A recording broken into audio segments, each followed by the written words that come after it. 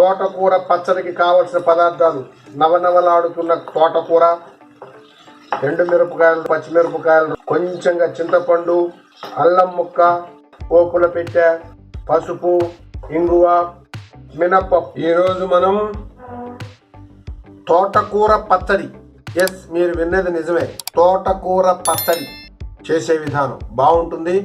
నేను ఎన్నోసార్లు బామ్మ చేసి నాకు పెట్టింది, మీకు కూడా చేసి చూపిస్తా విధానం.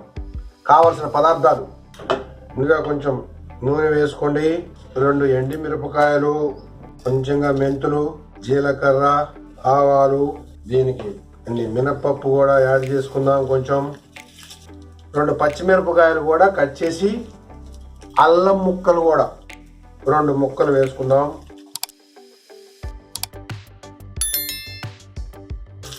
ఇందులో కట్ చేసి లేతగా ఉన్న తోటకూర, కడిగి శుభ్రం చేసి పెట్టుకున్న తోటకూరని ఈ విధంగా వేస్తాం.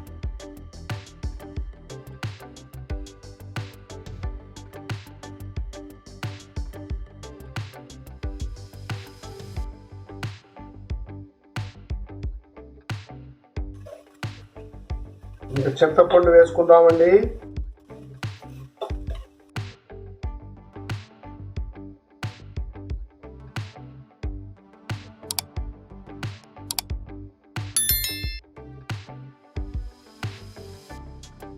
టేబుల్ స్పూన్ ఉప్పు వేసుకుందాం.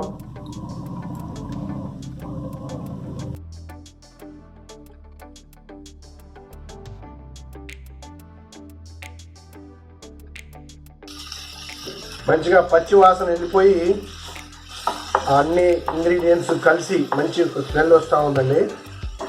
మీరు కూడా నింపాదిగా, హాయిగా, చక్కగా పేషెన్స్తో చేసుకోండి.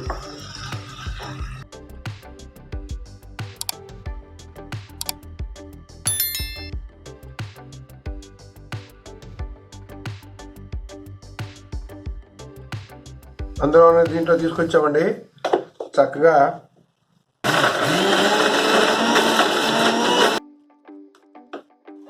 గుమగుమలాడుతుంది. కావాలంటే కొంచెంగా నీళ్లు కలుపుకుందామండి, ఎందుకంటే ఒకరోజు ఒక పూట ఐటమే కాబట్టి మనకి వెట్టుగా ఉన్నా.